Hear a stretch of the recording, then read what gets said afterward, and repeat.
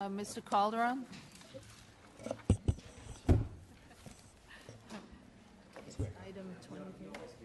Item 23, AB 2801. No, item 9, AB 2320. Sorry, I need stronger glasses.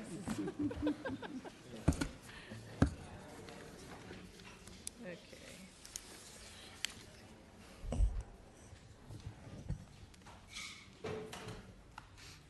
You may proceed when you're ready. Thank you, Madam Chair and members. AB 2320 that I am authoring with Assemblymember Lowe offers a common-sense approach to our state's unmanned aircraft regulations, commonly referred to as drones, by clarifying that it is unlawful to employ a drone in the conduct of activities already unlawful in California. Assemblymember Lowe and I have been working closely with the California Police Chiefs Association, the League of Cities, and the tech industry to find common ground to help strengthen this bill. As a gesture of good faith, we are dropping the state preemption provision of this bill as suggested in the committee analysis. Further, to follow through on a commitment we made in Assembly Privacy and Consumer Protections, we will be making author amendments to the provision relating to sex offenders and leave it open to the judge's discretion to determine who would be permitted to operate a drone. This amendment will be taken in the Appropriations Committee. We have established good working relationships with various stakeholders who have an interest on this issue: cities, law enforcement, manufacturers, commercial users, hobbyists, and others. We are committed to developing a consensus piece of legislation. With me today in support, I have Steve Shea. Thank you for your time. I respectfully ask for an aye vote. And Steve Shea is with DGI. Thank you, Assemblyman. Steve Shea with representing DJI in strong support of the bill. It's been a pleasure working with the Assemblyman and his staff to try to find a way to improve the regulation of drones as we start seeing them more and more in our airspace. It's a complex regulatory challenge since the federal government does preempt regulation of the airspace. By the same token, we recognize that there does need to be an appropriate state and local regulatory response. And so DJI is supporting this bill and some of the other bills before the legislature this session. We think it strikes an appropriate balance between federal preemption and local law enforcement, and we urge an aye vote. Okay, are there other witnesses in support? Madam Chair, members of the committee, Tim Shestig with the American Chemistry Council. We're in support of the language relative to additional protections for critical infrastructure. I've been working with Mr. Calderon and his staff on that. As the bill moves forward, we'd like to continue our discussions on that. Thank you. Thank you. Other witnesses? Hi, Chad Andrews for the California Civil Liberties Advocacy. With the amendments that he just mentioned, I think we're in support. We're still slightly concerned about the patchwork, of state legislations that the FAA talked about, but we've been talking, and I'm sure we'll continue to. Thank you. Thank you. Any other witnesses in support? Seeing none, opposition? Madam Chair and members, Tim Cromartie on behalf of the League of California Cities. With the removal of state preemption in the bill, we will remove our opposition to the bill, as do the California Police Chiefs and California State Association of Counties. We have been engaged in talks with the author and the industry on charting a path forward. We look forward to potential support of this measure. We would note for the record that the FAA has never called for complete state or local preemption. In fact, in a memo issued in December of last year, the FAA General Counsel formally acknowledged the role for state and local ordinances. The League is now gathering information on municipal ordinances. Most are quite reasonable in nature.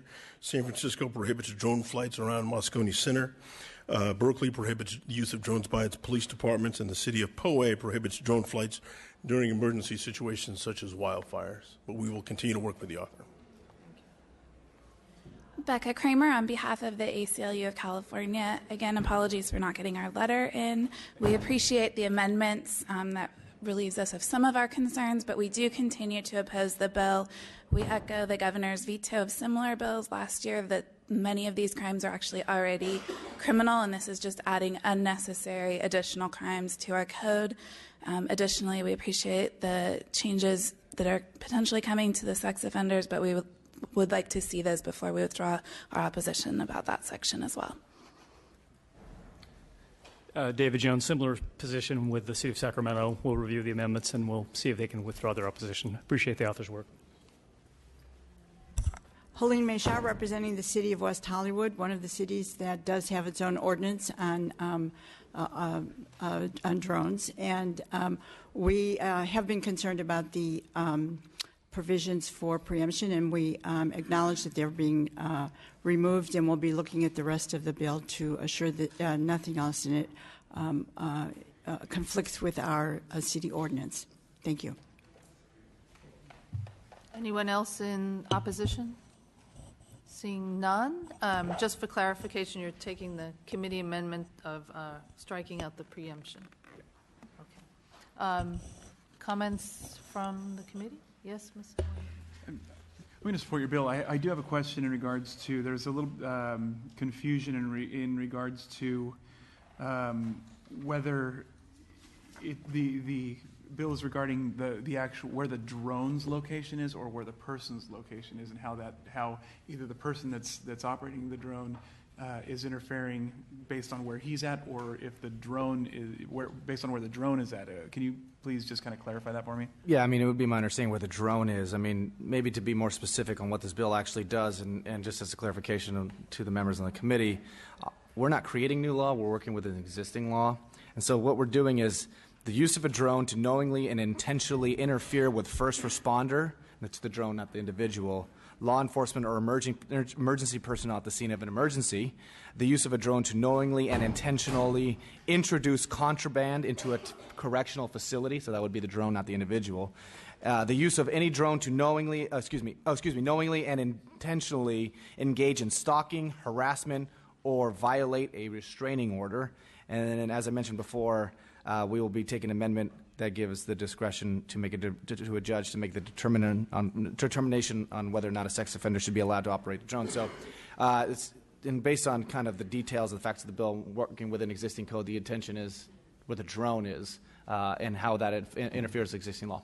Okay, there seems to have been some confusion in there, and I think that I want to make sure your bill's as thoughtful as possible. So if you get the chance to look at the text and possibly see if there's some way to eliminate the confusion, I think it would be helpful. Absolutely, thank you.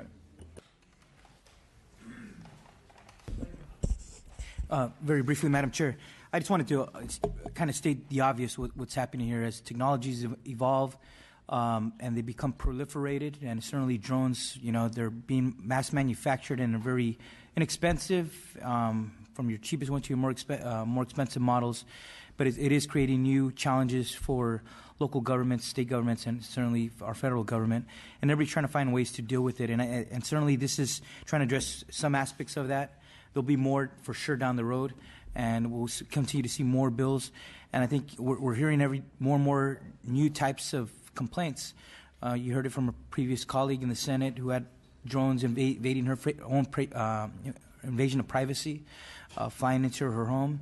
I've had complaints from other people who said, bad people are using it to fly drones over to see what they have in their backyard. And next thing you know, their backyard is burglarized and things are missing.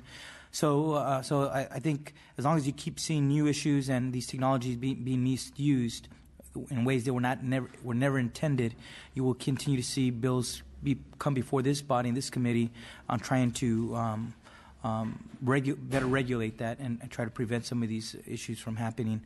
But with that, I think you try to deal with some of the concerns from the opposition, and I'm willing to support this today.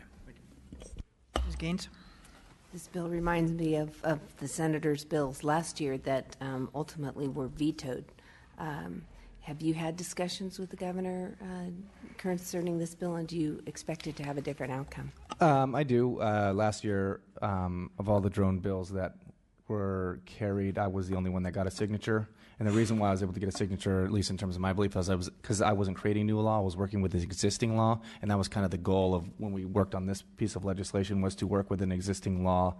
So we do expect to have a signature from the governor, and as time comes and we get closer to that position, that time, we're going to engage the governor on these conversations. Okay. So as I come late to the game, and you took the amendments that we asked for. Okay, so, and we were saying, ironically, you took the amendments that got you referred to this committee. Okay, so we still need a motion and a second on this bill. So moved and seconded by Mr. Alejo. Okay, thank you. You may close. Thank you, Madam Chair and members. I respectfully ask for an aye vote. Okay, Secretary, call the roll. The motion is do pass as amended and re-refer to the Committee on Appropriations. Eggman. Aye. Eggman, aye. Waldron. Aye. Waldron, aye. Alejo. Alejo, aye. Bonilla. Chu. Cooley. Aye. Cooley, aye. Gaines. Aye. Gaines, aye. Gordon. Linder. Aye. Linder, aye. Bill is out 6-0. Thank you, members, and thank you, Madam Chair, for your work. Appreciate it. Thank you. Mr. Gallagher. Thank you. Appreciate it so much. We'd be happy to chat about our concerns. There's also drafting errors in this. So. No drones. No drones in this one. No drones. Don't drone on then, Mr. Gallagher. No drone on. Thank you, Madam Chair. Members, I'm proud to present AB 2801. I will start by accepting all the proposed committee amendments. Thank you. And I would just ask for your support. It's a good bill. Oh, that bill's been moved? I do have with me one witness, sorry. David Wolf with the Howard Jarvis Taxpayers Association. You notice the lateness of the hour, sir, and it's been moved and seconded. And I had to track my crutches down. Okay. They were hiding in the corner. Madam Chair, members, good afternoon. David Wolf with the Howard Jarvis Taxpayers Association. We're actually the sponsor of this bill here today. As Mr. Gallagher stated, the bill, as proposed to be amended, simply narrows down the bill to public agencies retaining written protests for 2 years from the day of the hearing where the rate increase is approved. That's all the bill does. It's a simple, much-needed transparency process for these written protests. And Madam Chair, I just want to take a brief moment, if I might, just to thank you and the committee staff for their work in this process. This bill took and really had a unique process in getting to you, and we certainly understand that, and we appreciate your patience to get this bill to a process where hopefully it can be passed out today. I ask for an aye vote. Thank you very much. And that bill has been moved and seconded. Anybody else speaking in support today? Speaking in opposition today? Tweener. So really want to thank the author and the sponsor for our conversations regarding our concerns and definitely the work of the committee in light of the fact that we are still kind of waiting for an incident to be reported that would necessitate the significant changes in the bill that's in print now. But as it stands, if there are any problems, we're committed to work with the author's office and sponsor to address them. At this time, forgive the cliche, we thought the bill was a bit of a solution in search of a problem. But look forward to seeing the language in print as this bill moves forward, and at this time, they'll have opposed unless amended. Thank you. Thank you. Madam Chair, members, Christina Lockey with the California Special Districts Association. We are opposed to the bill in print. However, we do very much appreciate the work of the committee and the willingness of the author and sponsor to listen to our concerns. We share the intent of the author to ensure a transparent Prop 218 written protest process, and our members work diligently to ensure that their agencies comply in an open and fair process. As currently in print, we are concerned with some of the practical challenges to implement the proposed changes. There are some inconsistencies, particularly when there isn't a stated pervasive problem to be addressed. However, again, we are very thankful for the willingness of the committee and author to work with us and the time that everyone has put into this bill, and we look forward to working with everyone on the author's accepted amendments. Thank you. Madam Chair, members, David Jones, Sacramento, we're opposed to the bill in this original form. I think the amendments go a long way, and we'll see if we can review it and remove our opposition. Thank you. Thank you very much. Okay, any other questions from the committee? Mr. Gallagher, would you like to close? Oh, Mr. Alejo. I just wanted to state I'm probably going to stay off on this bill. I haven't fully seen the amendments, but the Prop 218 process is a very complex process of giving notice out to local property owners and ratepayers, and to add several additional obstacles to get that through concerns me, because having local communities and governments who have gone through a 218 process, you see how difficult it is. And as the opposition explained, and I agree with them, I don't see why we have to add additional hurdles for local governments to be able to, when they see that they need to increase rates on water or sewage, it's complex as enough as it is, and adding more obstacles, I'm not sure if that's good government or if that's just additional obstacles to people who are opposed to having any rate increases. So with that, I'm just going to stay off today. Right. I understand that. I mean, and I've been through 218 processes in my home county as well. I guess my view of it is actually less complex than holding, elections, really, full-scale elections. It's, you send out the form, people turn, and if they want to protest it, they can turn in the form to protest that action. Now with the amendments, the only thing it does is require them to keep those for 2 years. So there's really no, other than just holding on to the ballots that they already receive, the protest ballots they already received, there's really not much additional burden on local governments. And if Mr. Wolf, I don't know if you have anything else on that. Then the remainder of the requirements is that part of the amendments that was removed from the bill? Right. Yes. Okay. Yep. All it does is you have to hold them for 2 years. The entire bill has been struck with the exception of that. In a collaborative process. Yes. As always, right? Right. Okay. I just asked for your aye vote. That's your close. Thank you. All right. Call the roll, please. The motion is do pass as amended and re-refer to the Committee on Appropriations. Eggman. Aye. Eggman, aye. Waldron. Aye. Waldron, aye. Alejo. Alejo, aye. Bonilla. Chu. Cooley.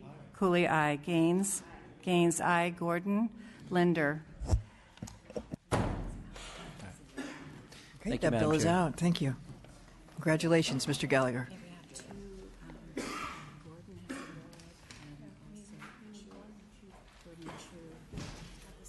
Mr. Sargent, can you call Mr. Gordon or Mr. Chu?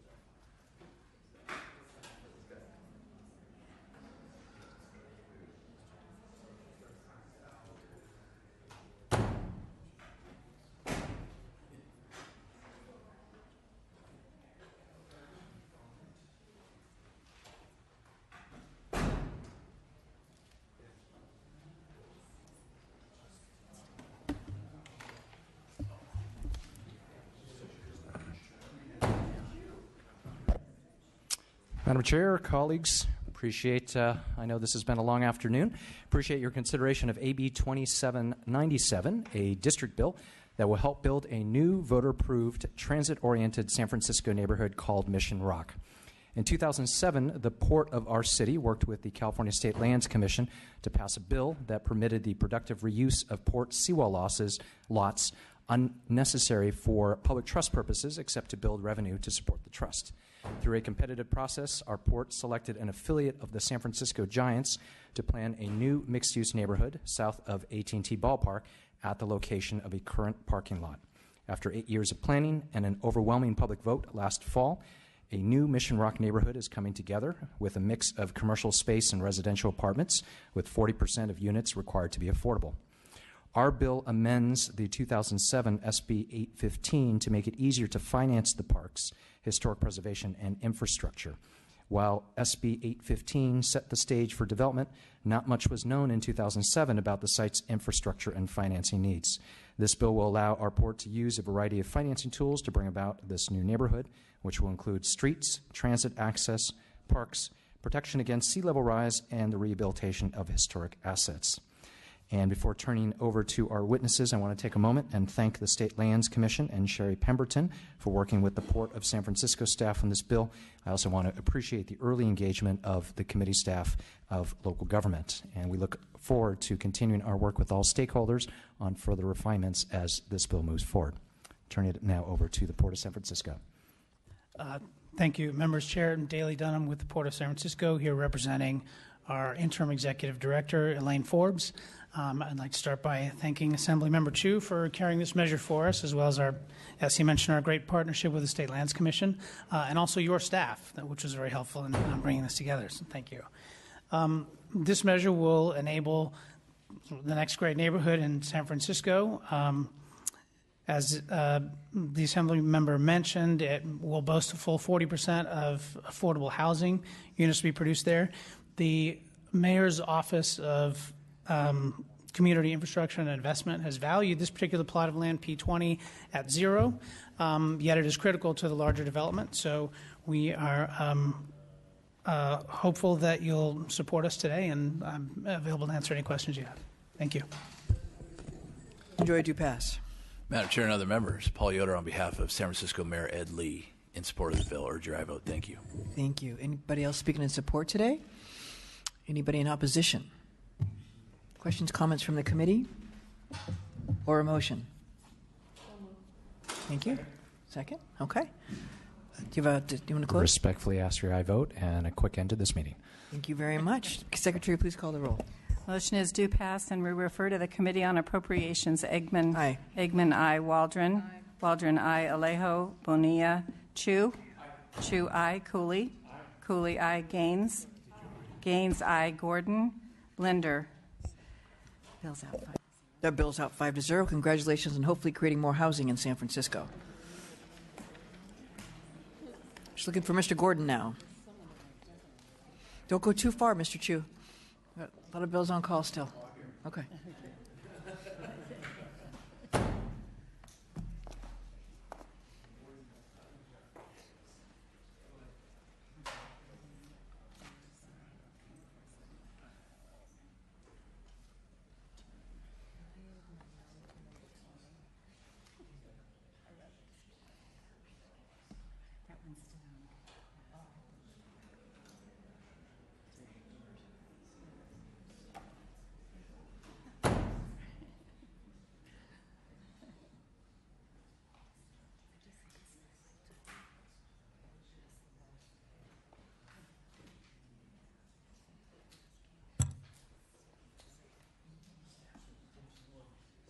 Mr. Gordon's MIA? Oh, he's on his way, okay.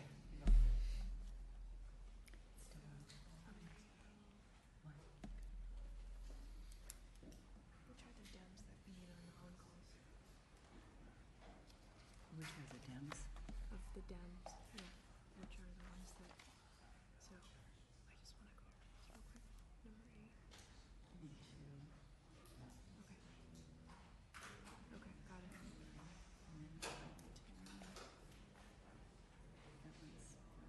Yeah, so Bonilla's not coming back.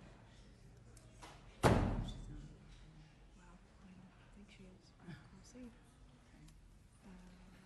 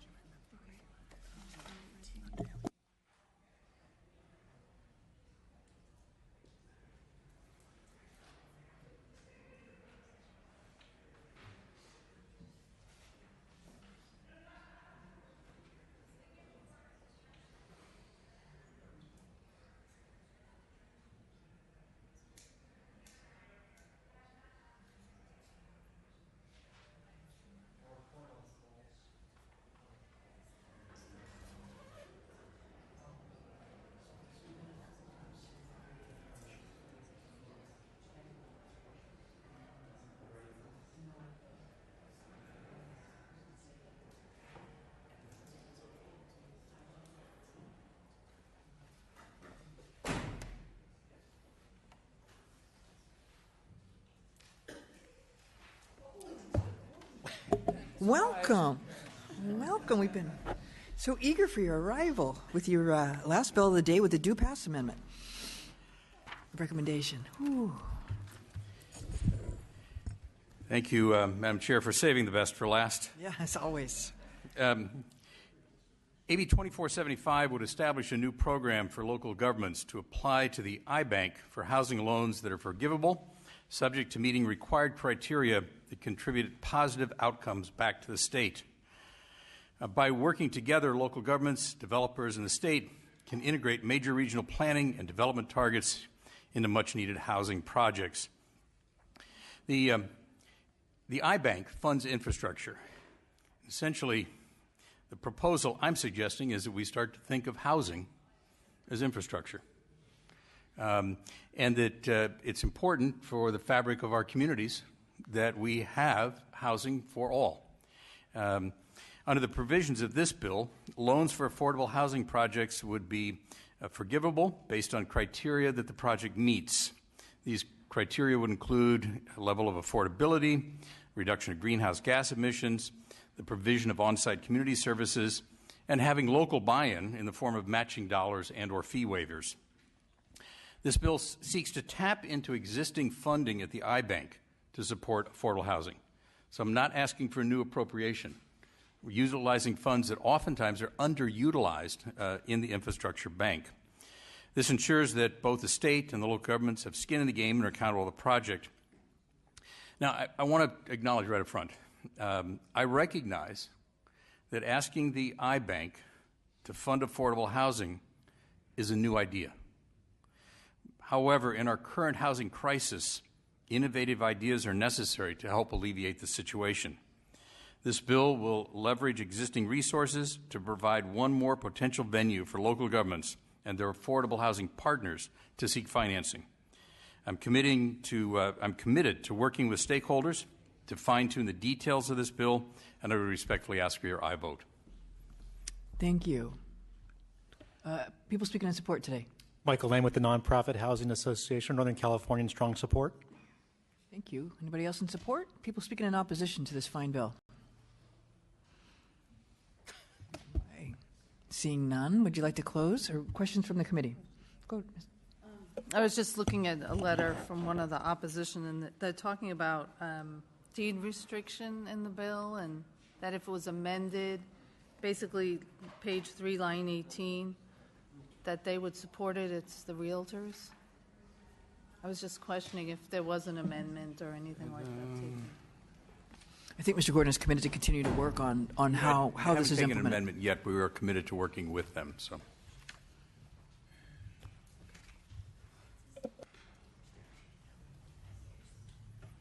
Okay, any other questions? Would anybody want to move the bill? Thank you. I would second it. Okay.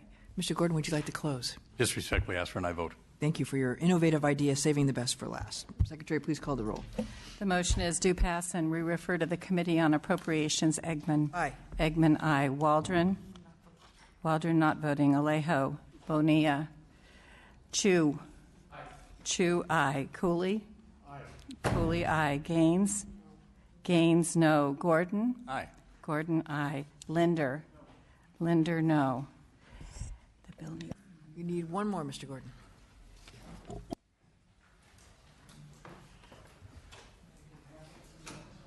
To wrap up some of the outstanding bills on call.